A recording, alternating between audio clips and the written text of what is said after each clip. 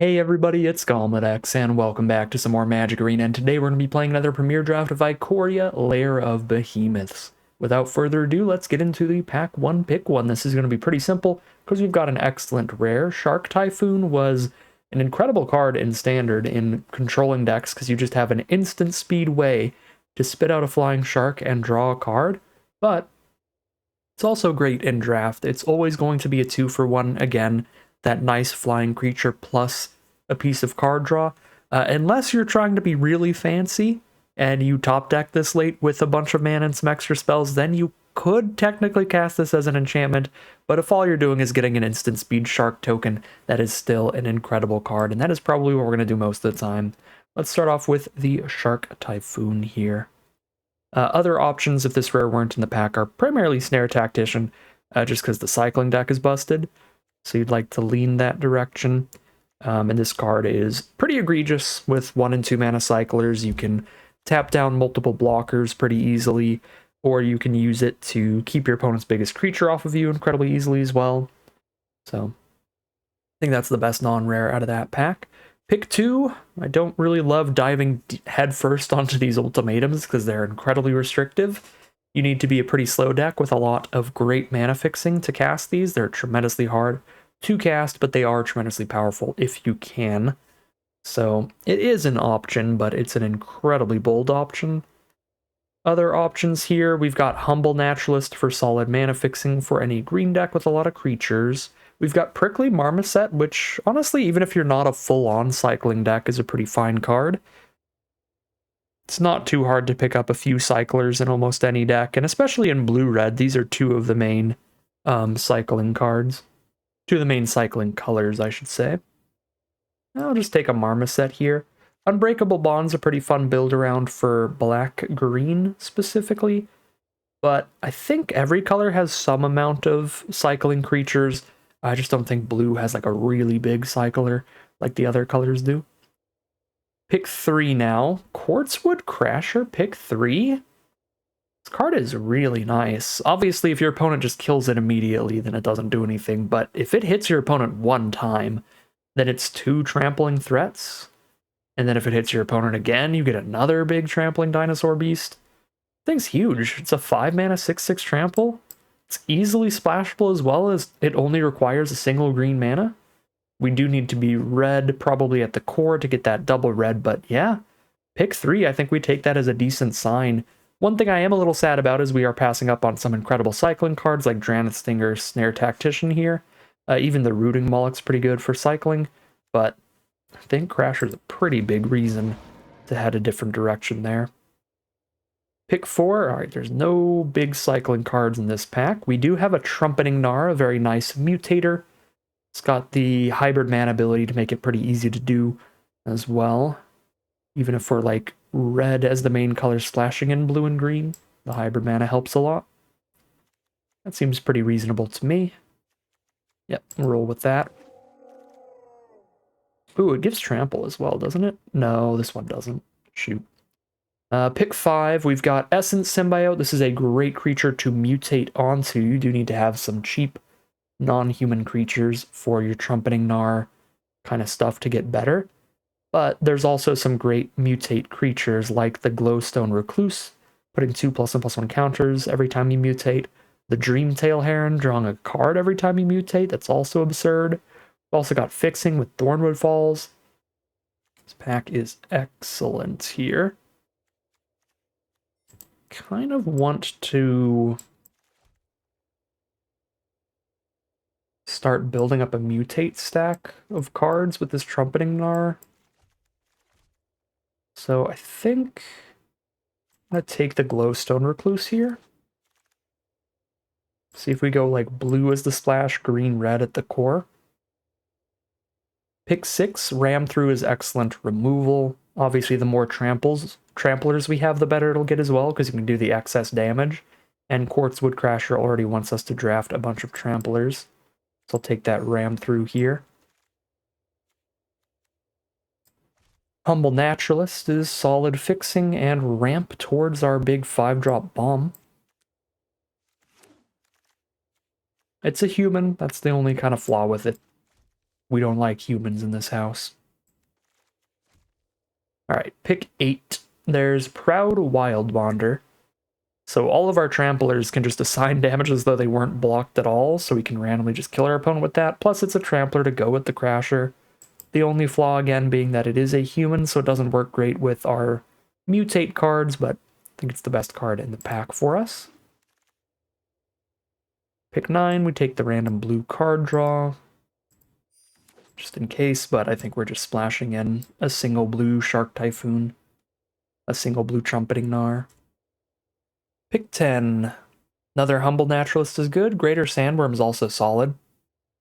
This gives us a big finisher that we can also cycle early that works with Prickly Marmoset. I love the flexibility on this card. And with Recluse and Gnar already, plus being in green-red, I really want to have a lot of 2-drops that are actually non-human, so I'm actually going to take Sandworm over Naturalist here. Here's Parcel Beast we can splash in. There's another great mutate card. Excellent card draw there.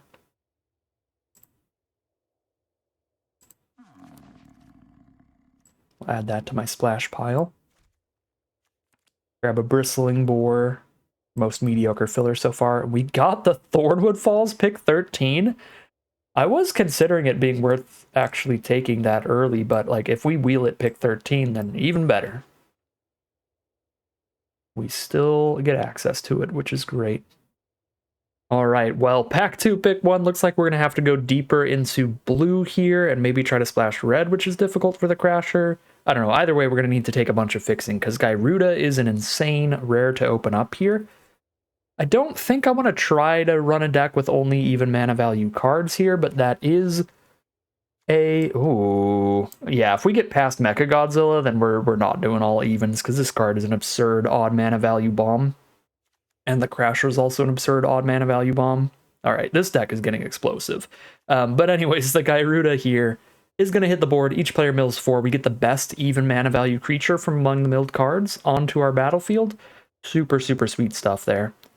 The Mecha Godzilla is a 3-mana 3/3 that just keeps stacking up keywords at random.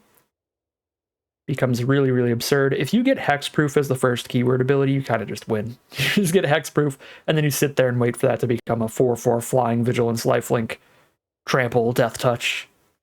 Just crazy, crazy stuff with the Mecha Godzilla. Also, it's non-human, so you can mutate onto it, which is sick. So, let's see. I think we're moving towards green-blue at the core, because now we have Gyruda and Shark Typhoon out of the blue. Honestly, our deck is explosive enough. We don't even need the Quartzwood Crasher to be pretty bomby. And then we only have 2 actual red cards here. This could be the full just Simic from here, but I think I just take Rugged Highlands here. It's Rugged Highlands or Essence Scatter as the best cards, and I don't love Essence Scatter in a more creature-heavy aggressive deck like this that's going to be tapping out and slamming creatures out, because then we won't have the mana up often for the Essence Scatter. I'll take the Rugged Highlands there. Pick 4, we've got the Honey Mammoth. This is a pretty good 6-drop to help stabilize with. It's also a big high mana value, even mana value card for Gyruda, which is kind of sick. I think Honey Mammoth looks pretty good to me here. There's some solid red cards, I guess. But again, I think red is turning into a pretty splashy color for us. Pick 5. Nothing great here. Almighty Brushwag does give us another cheap creature that we can mutate onto later. It's pretty filler, but we're very low on creatures to mutate onto. We have some high mana value mutates, but our cheapest non-mutate creatures that we can actually mutate onto are like 1 3-drop and 1 4-drop. We need some cheap non-humans, I think. To the point where we take Brushwag. Maybe I'm not supposed to take it over Boon of the Wishgiver. A draw 4 is pretty big, but I think we already have some pretty big high mana value bombs like Gyruda, Shark Typhoon, and maybe even the Crasher with enough fixing. Pick 6. Not a ton here. We just grab like a Frostveil Ambush, I guess. We can always just cycle it away for 1, but sometimes this randomly wins off of the big stun. It's okay. Pick 7. Nothing. Yeah, pretty empty pack for everybody. I guess we take a Survivor's Bond here. We can pick up like our Humble Naturalist and a non-human from the grave.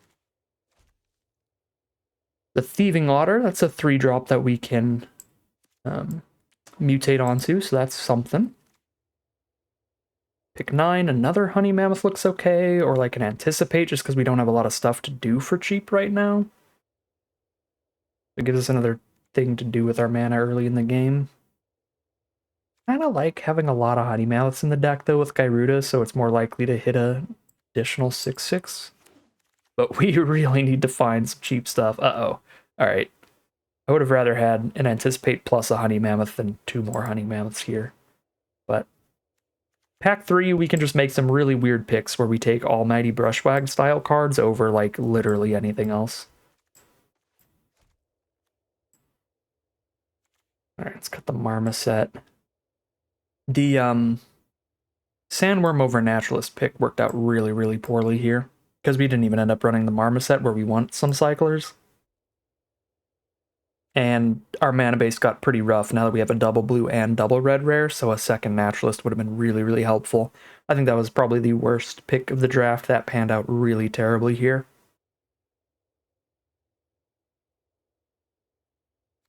This is all pretty poopy. I'm just going to rare draft an uncommon for some more vault progress.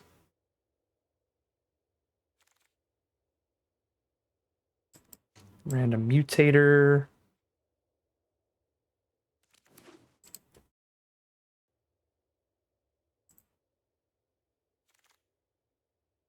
No, we got the Anticipate to come all the way back around, so it doesn't matter. We still get that for something to do with our 2 mana.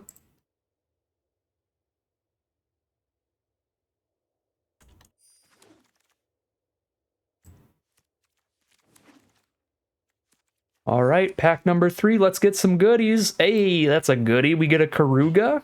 It's on color. It fits well into the curve. We only have 1 5-drop right now, and it's an excellent card draw spell. We've got tons of 3 and 4 mana value creatures, so we should be able to draw a couple cards off this pretty consistently. Really nice open for us. We will absolutely take Karuga. The only thing else in the pack we're that interested in is probably Dreamtail Heron number 1, but Facet Reader just for another cheap card to play could be okay, even though we can't mutate onto that. Kogla the Titan Ape, let's go. Big beef, slams down on the board, kills our opponent's best creature, and leaves behind a gigantic monkey. That pack had a lot more stuff we're interested in wheeling, though, like Farfinder. My god, now we get Auspicious Starix, which is one of the bomb uncommons in the format. Even if you mutate this just one time, you're turning something into a 6/6 and you get to slam down another permanent just right onto the battlefield. If you mutate multiple times, this thing's completely insane. Remember how I said we really need to find the cheap stuff? And then this pack, we went Karuga into Kogla into Auspicious Starix? Yeah, that's a problem. You need to find cheap non-human creatures, and here the cheapest is a Thieving Otter, so we grab it. Because now I have another just incredibly powerful card to mutate. I really am missing that second Humble Naturalist. That would have been huge because we have so much to ramp into off of them. Oh, speaking of ramping into stuff, Greathorn can find a land. Fertilid can find 2 lands, but it's much more expensive to do. We could add Glossification in here as well. Some +20/+20. This card's absolutely hilarious, but we are so bomby here. We just need the fixing. We need the ramp, and Greathorn and Fertilid can both do that, but Greathorn only does that like turn 4 in this deck, because I only have 1 non-human creature that costs less than 3 mana, so I think I have to take Fertilid over Greathorn, even though the vast majority of the time, Greathorn is the better card. Alright, luckily we did find a second Naturalist, but this is a deck that could have absolutely used 3 copies, so I'm not going to let myself off the hook on not taking that earlier Naturalist. Like, -1 Sandworm, +1 Naturalist, this deck looks incredible. And now this deck looks a little awkward mana-wise, because we didn't do that. Or we didn't get that. Now here's Parcel Beast, because I can't take any cheap creatures here. We'll just grab another one of those. There's a facet reader for a cheap creature, but we can't mutate onto it, but it's something to do with our mana early. Sets up our draws, it's fine. It's probably better than a 4th Honey Mammoth when I've got triple Mammoth alongside 2 even better 6 drops, Kogla and Gyruda.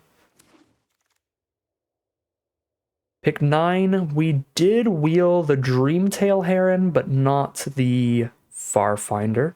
I think I take Heron over a second facet reader.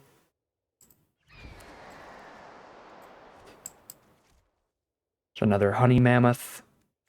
Alright, the mana might be awkward enough, even with double Naturalist, to just not play the Crasher, because we still have tons of bombs. This deck is explosive. We still have Mechagodzilla, Karuga, Gyruda, and Kogla.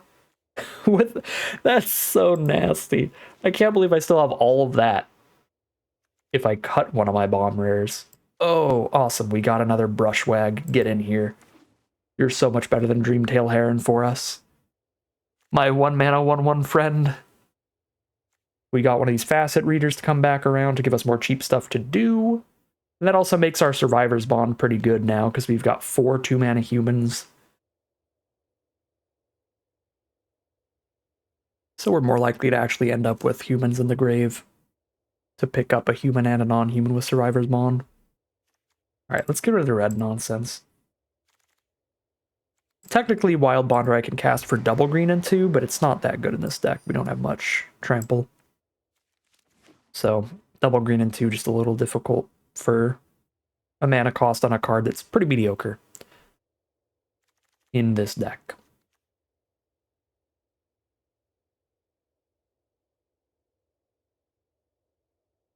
I think Arena glitched or something. I don't know what's going on here. Oh yeah. Arena certainly glitched. I will see you in a moment in deck building. Alright, so we need to cut 10 cards here. We have a ton of top end. I think I want to drop at least 1 Honey Mammoth and definitely the Sandworm, because it's our biggest top end card that can't be reanimated by Gyruga. Gyruda. Alright, let's sort these by the actual curve of when we are using them. So, Glowstone Recluse and Trumpeting Gnar.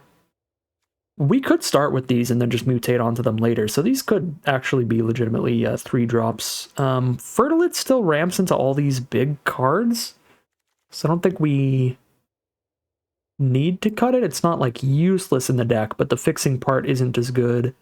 And this is a lot of mana for the ramp, right? You have to spend 5 mana into this thing before you get your first land out of it. 3 to cast it, plus 2 to remove.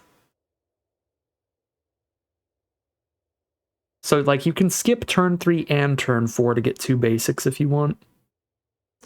Which is cool. But that is a lot of not committing to the board. I think I would rather just be curving out naturally. We can Naturalist, we can card draw into extra lands. To make sure we just hit every land drop instead of trying to jump up the curve with Fertilid type stuff. I just think this is such a mana sink. Does look like that Great Horn would have ended up better in here, so that didn't work out super well. But at the time, I was really hoping to do all 3 colors. But now we're just in a position where we really don't need red in here. The deck is insanely explosive without it. Alright, so I think these are the weakest 3 drops. The facet readers are fine because we've got the Survivor's Bond to go with having some humans and some non-humans. The Dreamtail Herons are basically 4 drops because I think we're always mutating these onto something else for the mana value reduction, the mana cost reduction on that. And we can get all the abilities triggering. So this is a lot of 4 mana stuff. Bristling Boar is definitely the most mediocre of those. It's still kind of a lot of 6 mana stuff. Like double Mammoth, 1 Kogla, probably still enough. Even though I've got the Gyruda, and it would be nice to more consistently hit Honey Mammoths off of it. We can, like, worst case scenario, still get like a 2-drop or a 4-drop, like a Naturalist or a Parcel Beast. And best case scenario, our opponent just has even mana value creatures as well. So we've got backup plans over there. I think I'm going to cut 1 more Honey Mammoth here. And the Boar, the Fertilid. I like Shark Typhoon a ton in here as another cheap card to mutate onto, actually. We can do this as a 3-drop 1/1 flyer, and then we've got a flyer we can mutate onto. I guess 3-drop is the cheapest it's going to be, but we'll consider it around there on the curve. Facet Reader's doing somewhat similar things to Anticipate, where it is trying to set up our draws a little bit. And I think Facet Reader's slightly more synergistic since we have that Survivor's Bond.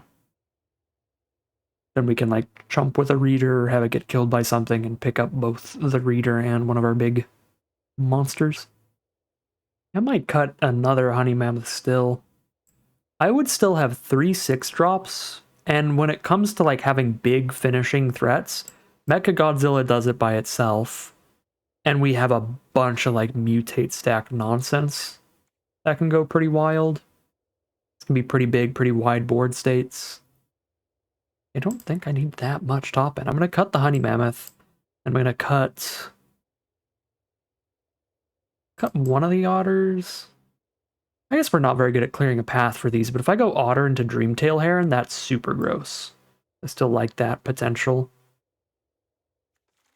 And then maybe these are the cuts, Anticipates and the Ambush. We run Of One Mind over Anticipate, and instead of doing like the big ambush finisher, we're just gonna play big enough creatures that we don't need to do any stun nonsense. I think that looks good to me. That makes sense to me. We can go ahead and call it a deck here. All right, here's like the final deck list for today. We're on just a Simic Monsters pile. We've got a lot of mutate stuff going on and tons of balmy creatures. So we have a little bit of early game ramp to help get to them with a couple Humble Naturalists and just some card draw, some setup with some Facet Readers in that early game. But once we get to those higher mana values, we're slamming down a Mechagodzilla, which can take over the game by itself. We're slamming down a bunch of mutators to build our own gigantic mutate stack that can spit out a bunch of beasts or get a bunch of counters or draw a bunch of cards. Tons of great stuff like that. And once we get to really high mana values, we've got Karuga drawing a bunch of cards, Kogla being a giant threat that clears out our opponent's best creature, and Gyruda slamming down multiple big bodies off of the one spell. And I didn't even mention all our rares yet. Between Mechagodzilla, Karuga, Gyruda, and Kogla, we also have the Shark Typhoon for a really flexible instant speed flyer that draws us another card, gives us a creature to mutate onto. Super, super sweet looking deck today, and I'm excited to see how it does as we head into the gameplay. Here we are for game 1 on the draw. This is certainly a risky keep because we're not doing anything till turn 5, but if I can top deck just 1 or 2 cheap spells to be alive by the time I hit turn 6, we have an incredibly explosive endgame with Gyruda. Really depends on what we're playing against, but I don't find this format to be that aggressive generally, so I am going to keep this. We're going to get completely bodied by any white deck, basically.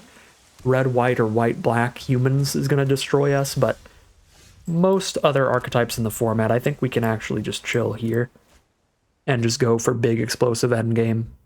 And this looks like a mirror match where we should be okay for now, but they've got really excellent ramp. They have that Humble Naturalist to help cast their creatures and the Farfinder to fix mana as well. So they're going to be able to cast anything. Oh, and they're like 4-color here. So they're going to be real explosive. And yep, they are curving out pretty well. There's the Brushwag.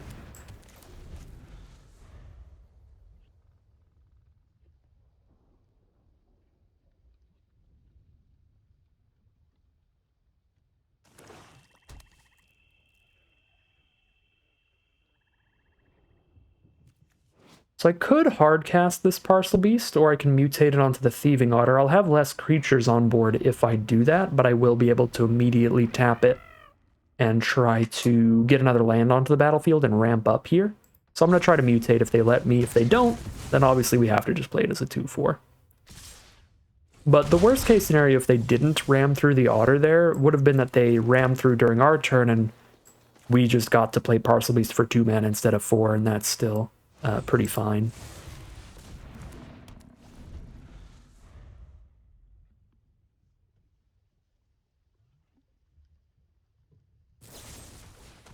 Heartless Act on the Parcel Beast to clear a path, get all this damage in. This is not looking great.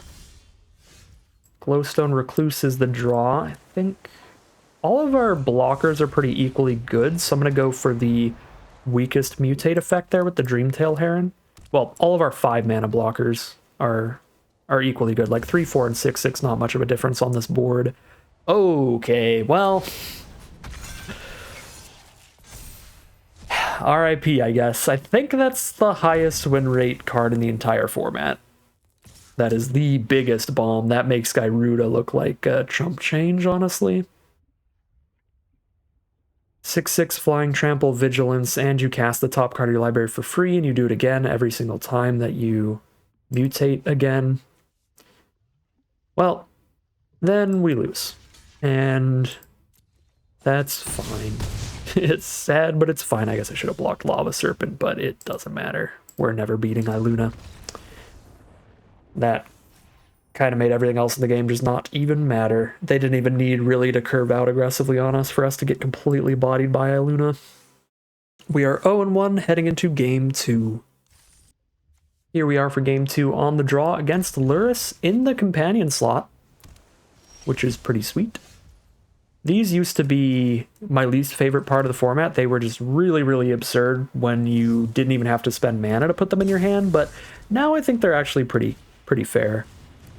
Because you do have to do some pretty restrictive deck building on most of them. The blue-red one, Lutri, is still ridiculous. All you have to do is play only one of every card, which is something you're already doing a lot of the time in draft. But like Lurrus, like only mana value 2 or less permanents is a legitimate deck building restriction. Well, kept a 2-lander. We have not drawn a land in our first 2 draws. What about our third? Actually, that was a 3rd draw. This is our 4th draw off of the Facet Reader because we're on the draw here. Yikes. That's pretty bad. Probably ditch Heron, I guess. One of the higher mana value cards for sure. And I don't want to ditch Gyruda. I think this was a really reasonable keep. We had an incredible 3-drop. We had 2 lands. We just needed to hit 1 land in the first 3 draw steps to get to it. That's just some variance for you. Sometimes you do not find lands. Oh, General's Enforcer is an incredible card. This can start exiling stuff from grave and spitting out 1/1s. The Sleeper Dart, the Facet Reader. Okay, Arena. I'm going to be really, really sad if we start this draft off 0-2. Because so far, we've done everything we could this game. And everything we could is not a lot. I'm not sure what I actually am supposed to get rid of here. It's probably Trumpeting Gnar, because it's basically a 5-drop. Yeah, I don't think we're ever getting rid of Gyruda. Luckily, we're not under a ton of life total pressure right now. We're just taking 2 a turn. Yeah, they spend the whole turn to just kill the Facet Reader. Again, if I just top deck 1 land, that's fine. Cool. I don't really want to drop Mecha Godzilla. So our opponent's only played 1 removal spell. They can probably just kill Mecha Godzilla. If I drop Thieving Otter, that's still going to be really explosive if they don't kill it. And it's also good enough to maybe draw removal and clear a path for Mecha Godzilla.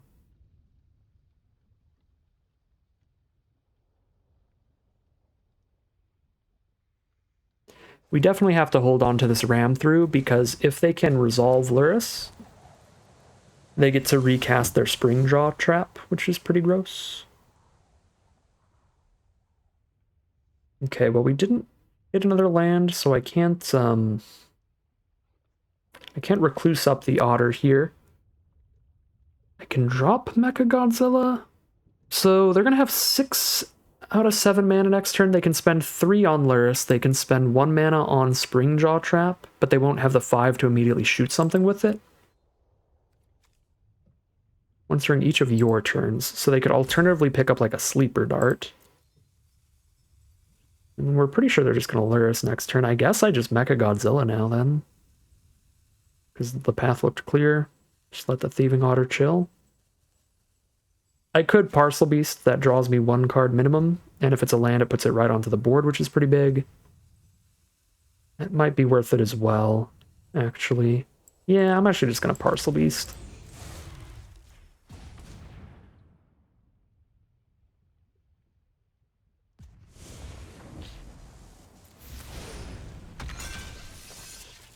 If it is a land, it goes right onto the board, yeah. So I can wait until their end step to do this, so that I have the blocker for the General's Enforcer.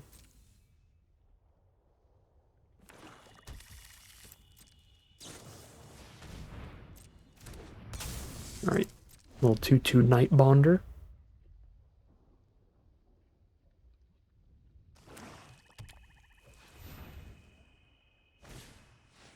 Okay, there's Luris. There's the Spring Draw Trap. Wait, how did they... Oh, spells with flash cost 1 less, so they get to have the 4 up for the Spring Draw Trap there. Alright, and there's the Blood Curdle, which would have killed the Mecha Godzilla.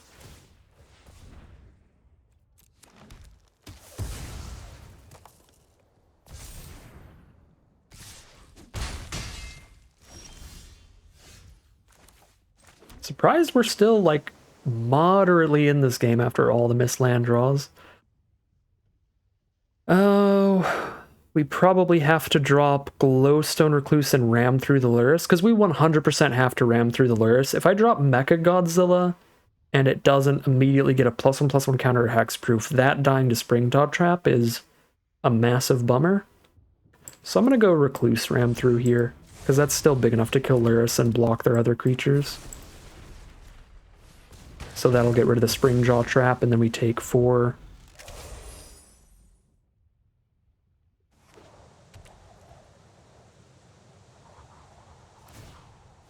Yep. Down to 10. Okay. So Naturalist Mechagodzilla it is. Naturalist first in case of some counterspell I'm not thinking of.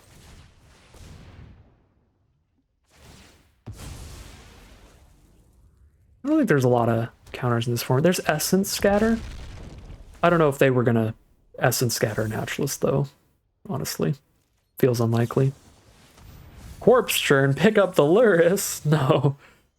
You can't do this to me. That's so rude. If they Spring Jaw Trap the Naturalist, that is like next level reads here. But I imagine they do it on Mecha Godzilla. Yeah. Cool. Good. That means I get Gyruda no matter what. Ka-ching. Wow. That was a pretty big miss on the Gyruda, sadly. I mean, their deck's only 2 mana value or less creatures, so I wasn't going to get anything good out of theirs, but didn't find our Mammoth or our Kogla. They're hanging out in there somewhere in the bottom 18.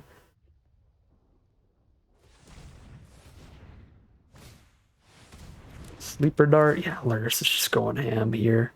We don't have any other removal in the deck, I think. No! How do you get to have a bomb rare in a Luris deck? Skycat Sovereign's ridiculous. The fact that it's 2 mana value or less means they get to run it in the Luris deck too. Okay, I mean they're down to 9 cards in their library, but I'm down to 8 life, so it does still feel like maybe our best chance here is them randomly milling out. Alright, well, I spent 1 mana to get 1 mana, so the Shark Typhoon is going to be just as big. But it's not going to be big enough, because they can just Spring Jaw Trap my Shark before I can try to block the Sovereign. Plus, the Sovereign's already going to be a 2/2 minimum, and they've got the mana to make like 2 more cats off the attack next turn. Well, I think this would have been a winnable matchup or a winnable game if we hit land draws on curve, but we just gave them way too much time to toy around with all this nonsense. And now we are quite dead.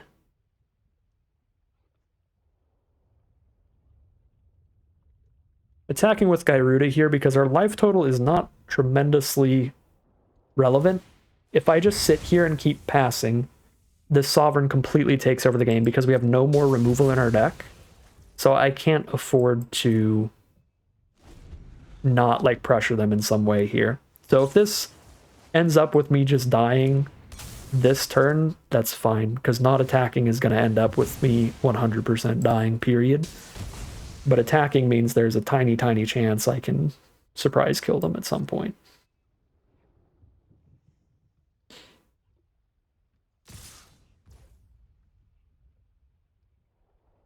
All right, let's see if they have another instant speed removal spell.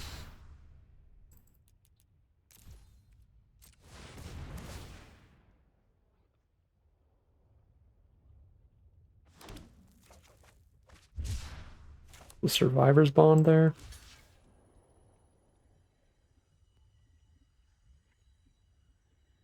Guess I can go to 1 to kill the Sky Cat.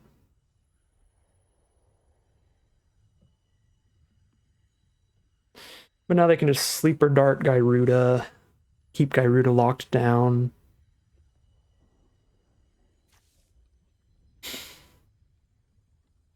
Yeah. I don't think it matters here in the end.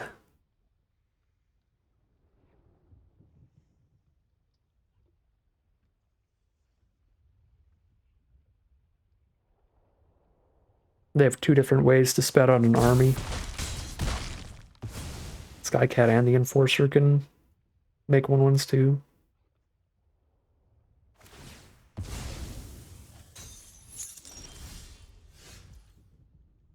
There's Karuga. But yeah, it's all too late. Again, I could have alternatively just sat there with Gyruda, and then obviously we'd be alive another turn or two, but then their play is they don't attack with anybody, they just make like 2 cats. Now they have 3 flyers, one of which is a 3/3. Things just get worse and worse, and I just get completely ripped apart in the sky. So like this way was like if they draw into like straight nothing, maybe we've got shots, but I guess they could, because of Luris recasting everything in the grave, they didn't even really need to draw into anything, so I don't know. Obviously wasn't the right play in the end, but there's nothing that's putting that in our favor. All right, time for another 0-2 into 7-2, shall we?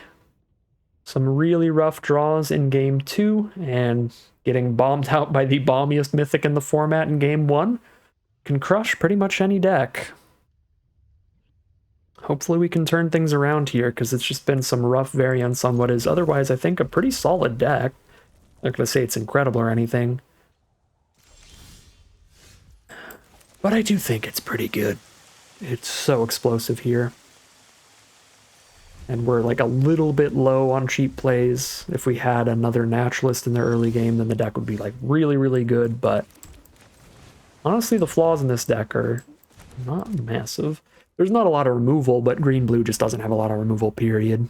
I think the only thing we really could have done was had another ram through at some point if I had taken it over something really good.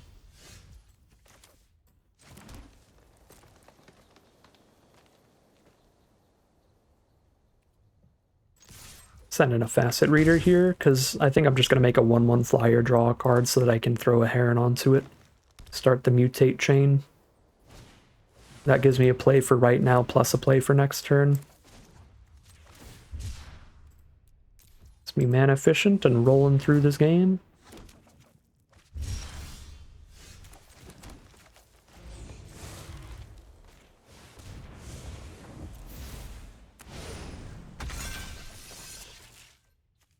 Parcel Beast can draw us another card. Give us another card to mutate onto. Depends on if they kill the Heron or not.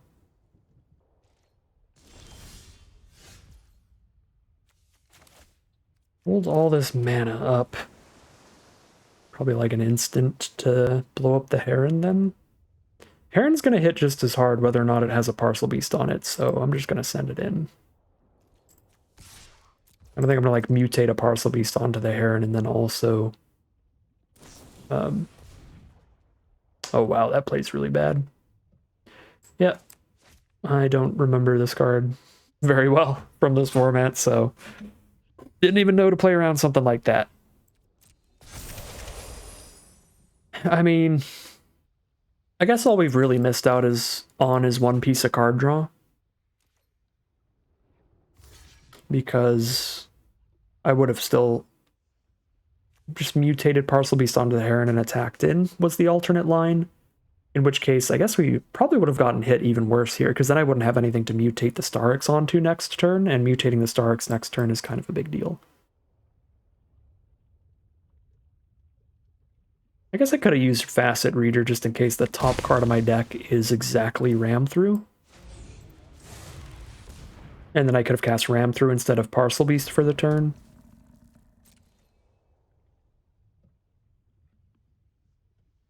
That would have been a fine option.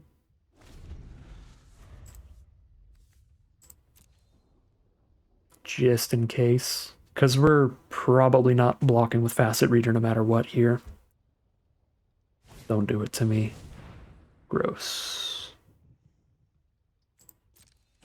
I guess now I can block with Facet Reader. So the fact that it's untapped saves me from 4 points of damage. So it actually works out in our favor, unless the top card of our library is rammed through immediately.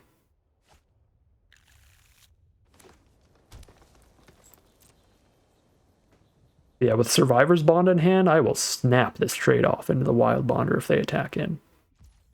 So they don't attack in. Alright, it's just a land on top, cool. So now we're on Honey Mammoth, because again, Starix, you want to mutate that pretty much every time. I guess mutating onto a 6/6 is not very good. We still get a permanent for free, but then I spend 6 mana to maybe just get a land, because I'm not making the Mammoth any bigger. Yeah, that's kind of awkward. So I could just cast Starix instead of Mammoth, and then I can Facet Reader in the same turn. Guess that's reasonable. Yeah, because I can always like Survivor's Bond and different mutator to put it onto the Starix and still trigger it.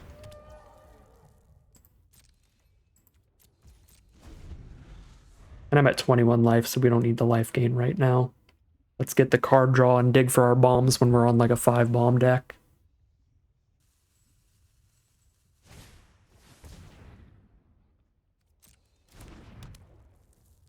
There's a mysterious egg from our opponent. And that's it for now. Well, we are certainly digging through our flood. My lord.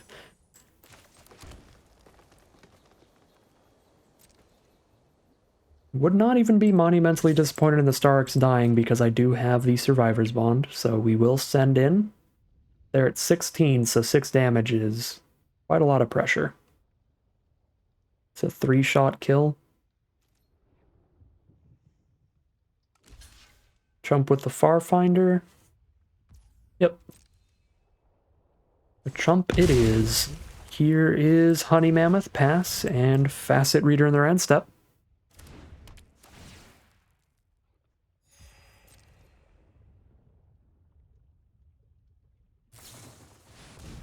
Adaptive Shimmerer, so some more +1/+1 counters so that they can mutate onto those and make a really, really big creature.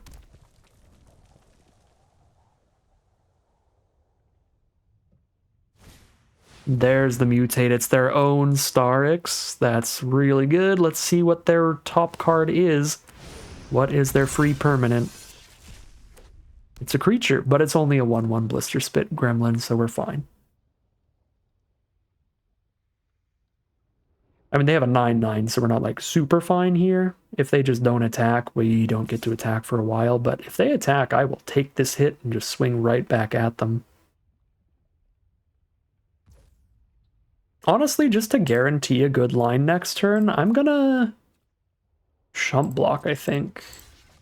Because then we can Survivor's Bond, get the full 2 pieces of value off of it.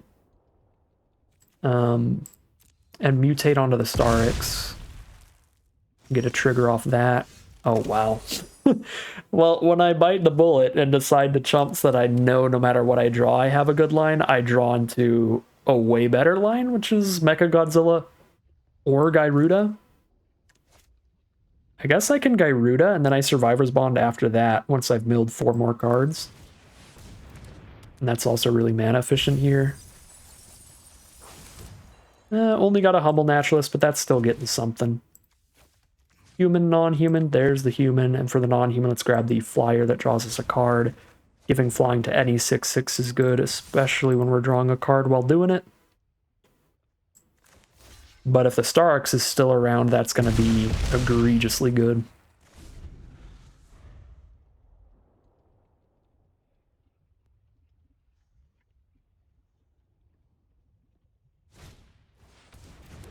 There's their own Brushwag.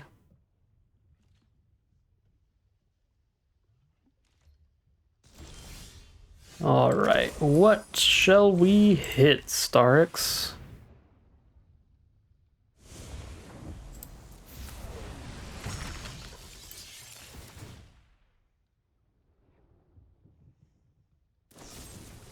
Plummet, no! Alright, well, we still get a card, and it's Karuga! Oh my god, this deck. Oh my god. I can Trumpeting Gnar onto something. I think I'm just gonna Mecha Godzilla here and start stacking up keywords so we can find a way past the 9/9. We need to find a flyer, and Mecha Godzilla could give itself flying. So that is a potential way to do it. I guess Parcel Beasting is better than oh, I should have Parcel Beasted onto a different creature. I wanted to Parcel Beast on Mecha Godzilla because it can stack up all the keywords, so making that a mutate stack is pretty good. But Parcel Beasting onto a different creature means that I get to draw the card immediately off of the Parcel Beast, instead of having to wait a turn.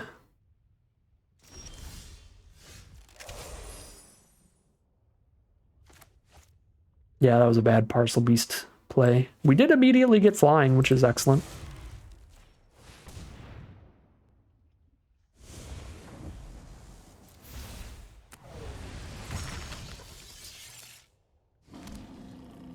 I guess I should probably put a non-creature, a non-artifact creature on top here.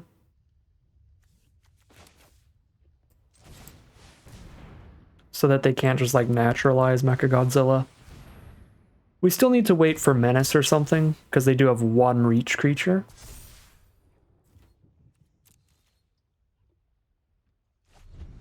Flying Reach. It's a little redundant. But nice try, Mechagodzilla. Uh-oh. There they go. They hit Mutate for the Starix. So they get to grab 2 permanents off the top. And a land from the deck. And grab the land first. And they hit land Gremlin. Okay, we're good. Their Gremlins are just there. Cheap creatures to mutate onto, it looks like.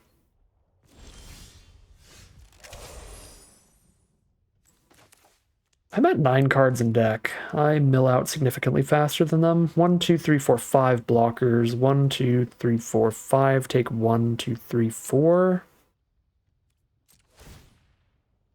Guess I need to draw into, like, Kogla here.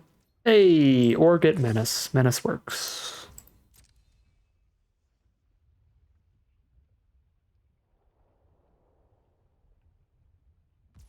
Yeah, our Parcel Beast mutate was like maximum levels of awkward because we've still just never even used the Parcel Beast's ability at this point anyway.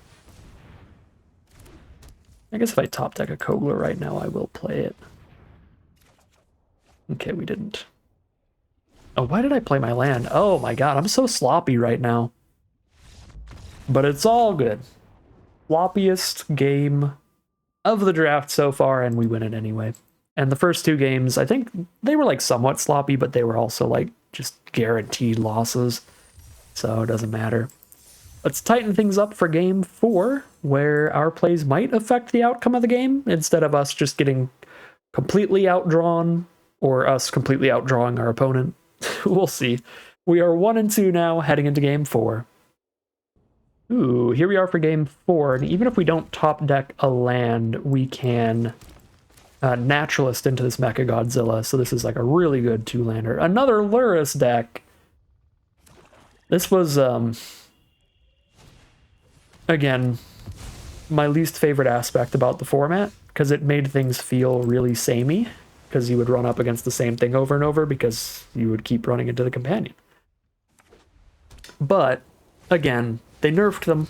They're 3 mana now to put into the hand in the first place, so... And this time, we might be able to just use this game as our revenge game, because our hand is explosive here, and we actually hit our mana this time, and we got instant hexproof. Let's go. Oh my god. Instant hexproof is genuinely the best Mecha Godzilla start. Now we can turn Mecha Godzilla into a mutate stack, and they can't do anything about it.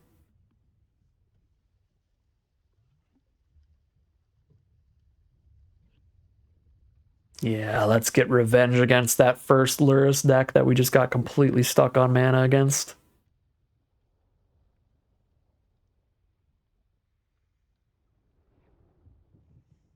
Unless this is the same opponent. I don't think it is. But unless this is the same opponent, though, this isn't really fair revenge. It's not their fault. They didn't beat us earlier. Unless they did. I don't remember. But I don't think so. Our opponent might just already be over it, honestly. Instant hexproof Mechagodzilla is one of the least beatable things. And it looks like they might just straight up be over it. They might have just AFK'd out of here already. So, yeah, Mechagodzilla is like a pretty average bomb rare, where it's definitely a bomb rare, but it is beatable. You can destroy it and everything. But because it's RNG based what ability you get, it does depend what ability it gets. If the first ability is hexproof, then it goes from being a pretty average bomb rare to just like unbeatable. Like they already can't target it, and it's just gonna sit here getting better and better and better every single turn. Until it's flying and menace and death touch. To where like they can't ever block it, and even if they can, I'm killing 2 of their blockers and hitting for 1,000,000, and our opponent seems to be over it. Looks like they have probably left.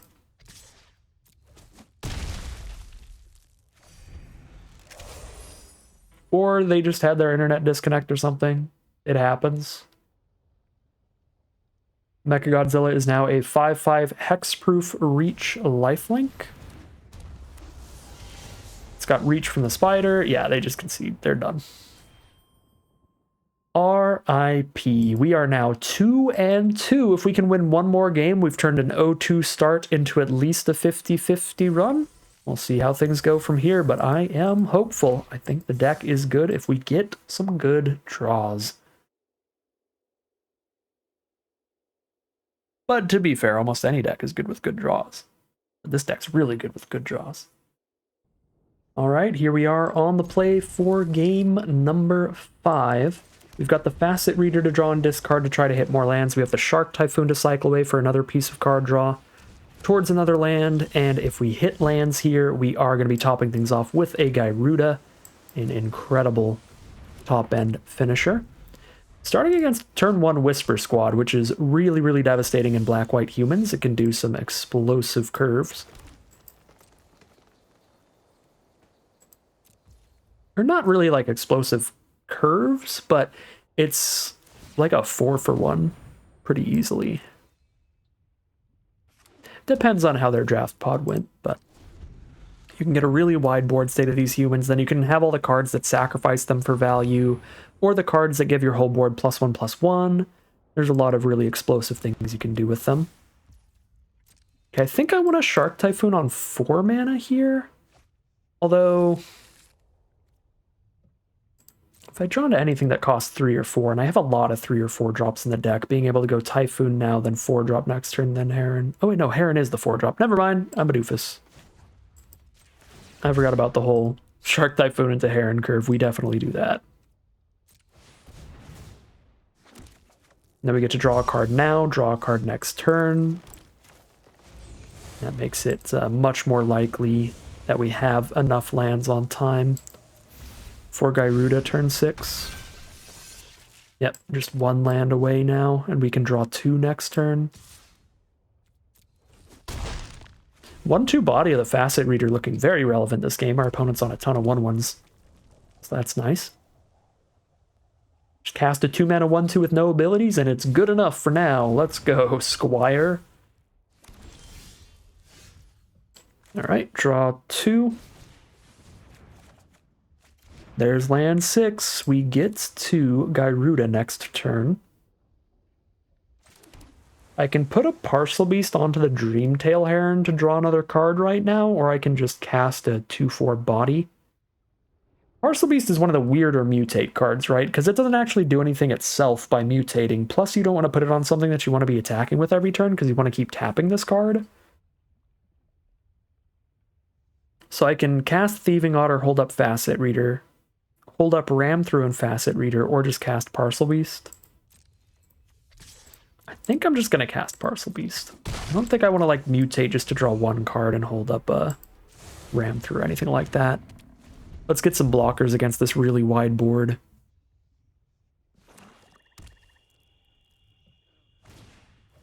Oh no! Oh my god!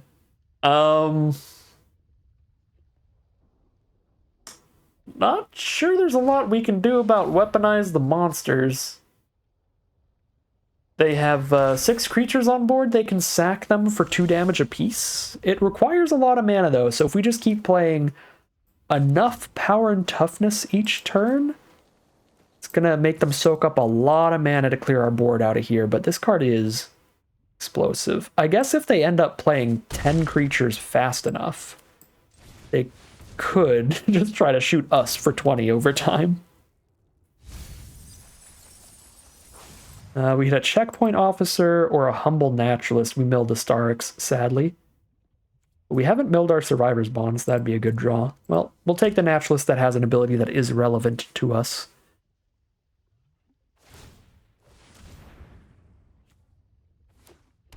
Oh boy, they've got a 3rd Whisper Squad. The gang's all here.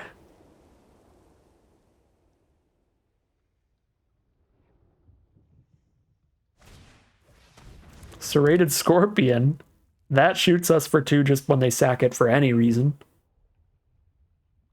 So that shoots us for 4 if they shoot us with the Weaponize. They have 4 Whisper Squads? At least they top-decked one of them so they couldn't just grab all of them out of the deck. Let's...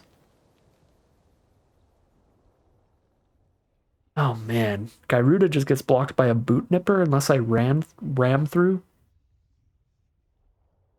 And they also get to like block and sack. They have the double sack to kill the Dreamtail Heron here, so they get rid of our flyer. Gosh, what do I do? I mean, I guess I still ram through the Boot Nipper. Force them to sack 1 right now. And then they have to chump Gyruda with something else, sack the something else to kill the Heron. Yeah, I guess. Seems like a thing we can do.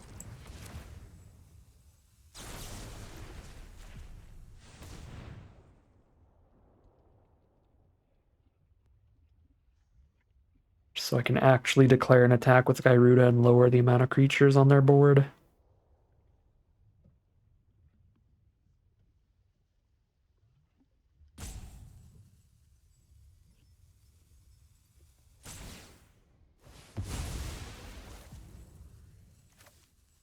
Alright, yeah, 2 damage to the Heron. I didn't see where the arrow was going, so I was confused. Cool.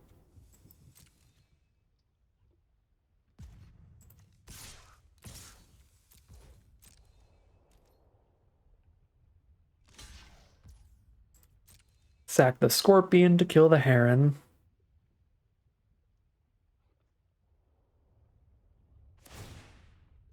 I think even though they can just sack 1 creature to kill a Thieving Otter here, We have so much card draw if I hold my mana up that it's going to be better to play the Thieving Otter and hold the mana up because we get to Parcel Beast plus Facet Reader. Really digging for any of our big bombs like Kogla or our Survivor's Bond to pick up the Starix or the Flying Mutator. Or we could just draw our other Flying Mutator. A lot we can draw into here.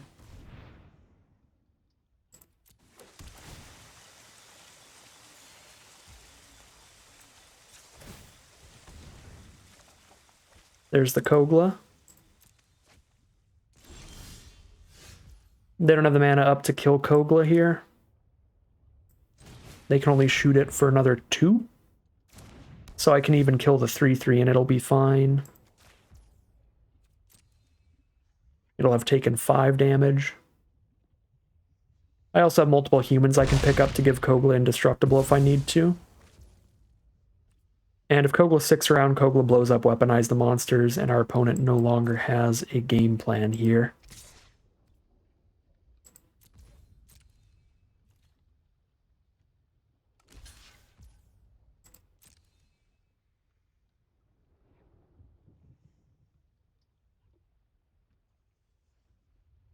You can probably kill the otter on this one.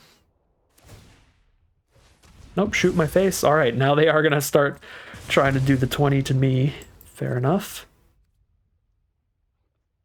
I'm going to hold this in hand to discard to the Facet Reader, but I could see the argument for casting it. Then I'd have the 2 mana to give Kogla indestructible plus the Parcel Beast mana.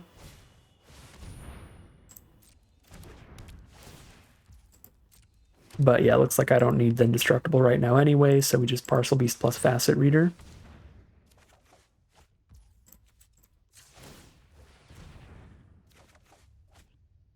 Ditch a land.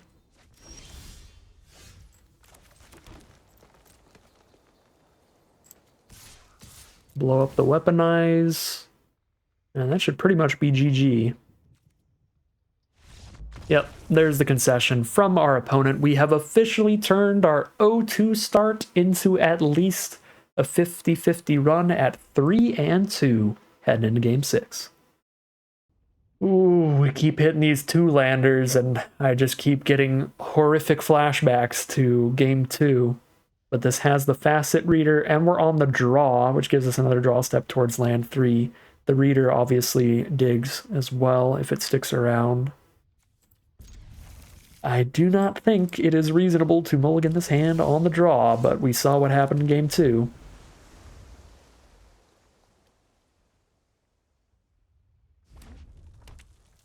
Uh-oh, we're against red-white. Main Serval, though, maybe they're not red-white cycling, maybe not the menace of the format? Or they were just cut off of it? Because it does seem really heavily drafted in every pod right now, which is fair. Alright, red, white, black, so who knows? Maybe just general aggro stuff.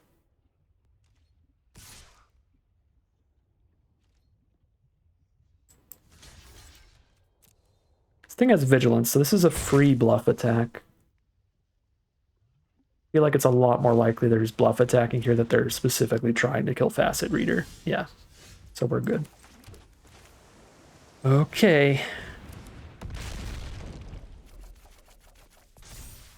Insta Death Touch as the first ability. Not the most relevant, but not the least relevant either. It's not like we got Reach or something. Reach is probably the worst ability to get because you can get flying as well, so not the worst.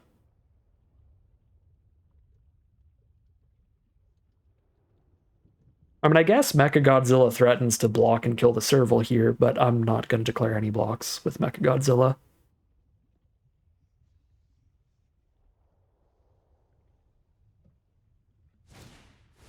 Pacifism, no! I don't think I can kill that. I could hit Kogla. Never mind. I could.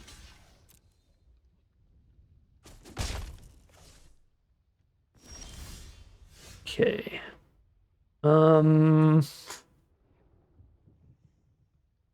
Think it's worth taking 2 damage to dig 1 card deeper, because if it is the land, I really do need to play land for turn.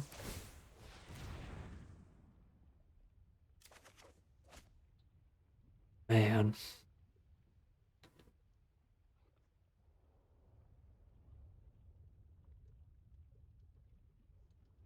As soon as I hit a green source, I'm casting Naturalist and Parcel Beast, even Recluse we have the mana for. I actually think I ditched the 1/1.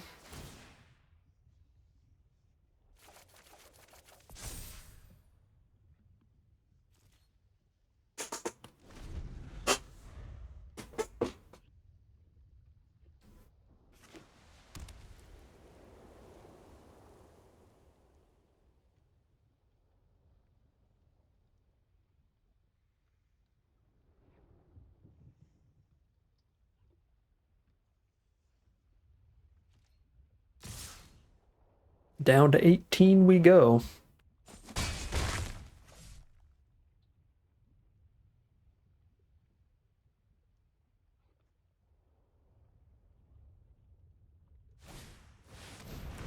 There's a 4/4. Oh boy.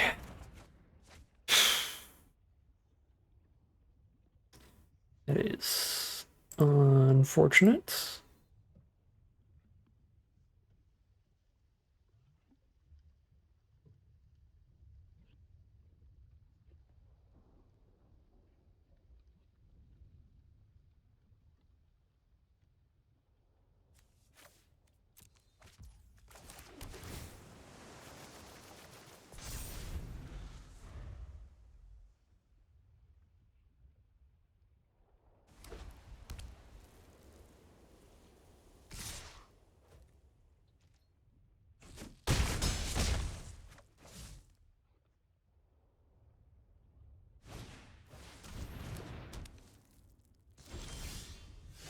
All right. We are back in this. They have one card in their hand. If it is not removal, our best line is to just drop a 6/6 to hold them off.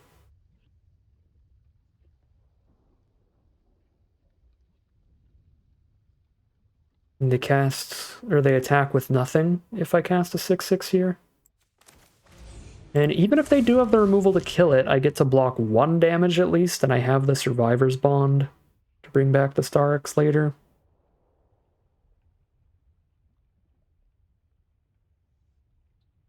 We probably drop this and we just, if it sticks around, we mutate onto it like twice next turn.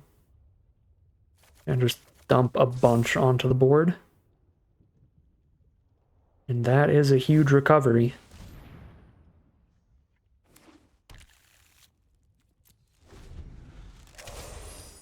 Again, contingent on it still being around.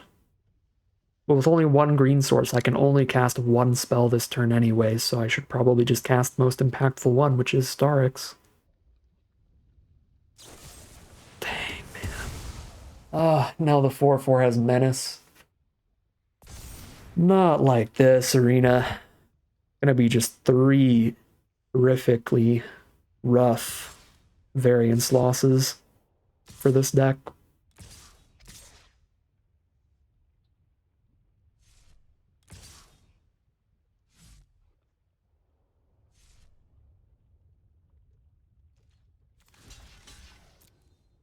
It's still not completely over, but the 4-power Menace card means we're dying really quick.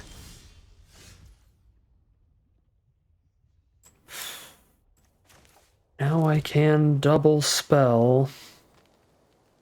Yeah, the only way to play 2 blockers is Naturalist Parcel Beast.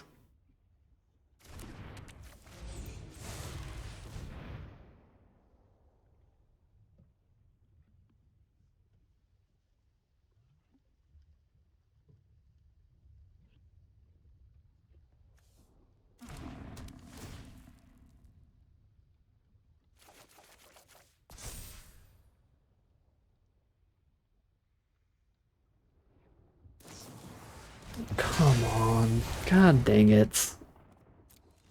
What are you gonna do? Die. Die is the answer. Well, this is a blind draw. At least, after the double removal. Doesn't look like a land to me, though. Go to 1. Whee!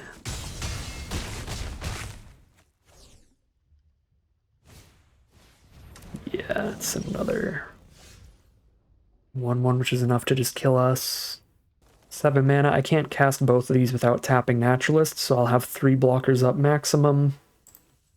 And even if they didn't have any menace, that wouldn't be enough. Alright, well... Okay, there's one way to very slightly have a chance. If I top deck Kogla?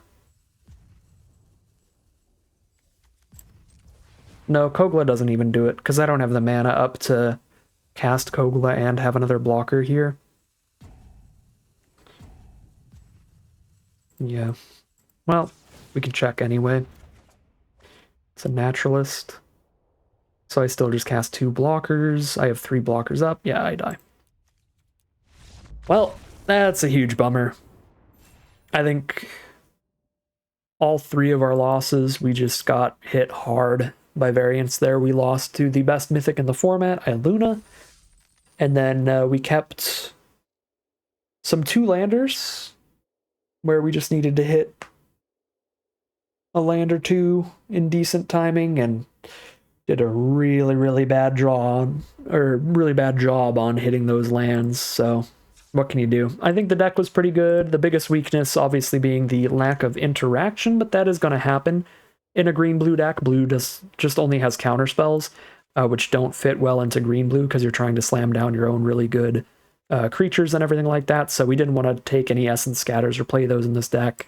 But if we had like another ram through, that could have improved the deck. Honestly, I think the only thing that went super wrong in the draft was not taking the other Naturalist over the Sandworm. I think that's really the only pick in the draft that had a large difference on the quality of this deck, like a large impact. And again, it would have been a 1-card difference in the deck. I don't think anything else was like a huge miss during the draft or anything, so I think we ended up with a pretty incredible deck. I'm pretty happy with how I drafted. I definitely did not play it out super well. I'm not the greatest at the gameplay aspect, but it didn't matter. All of the games that we lost, we would have lost even if we played perfectly, and all of the games that we won, we still won, even though we played like poop. So Arena just decides to poop on us for those 3 losses today, and there's not much anyone could have done about it, sadly. So 3-3 it'll be, even with an incredibly explosive deck like this. But the only reason it's a bummer is just with how bomby this deck is, with how powerful it is. I would expect this deck to average like a 5-3 or better. So just a bummer to have this pile end up just being mediocre, because it's certainly not a mediocre pile. But that is going to end today's video. As always, I'd like to thank my patrons and YouTube members for their support, as well as you for watching the video. If you enjoyed this video and are interested in seeing some more, you can always like, comment, and subscribe to tell the YouTube algorithm to send you some more in your recommended feed. If you'd like to catch me live, you can check out the Twitch channel in the link in the description below. And if you'd like to support the channel directly, you can check out the Patreon link in the description below.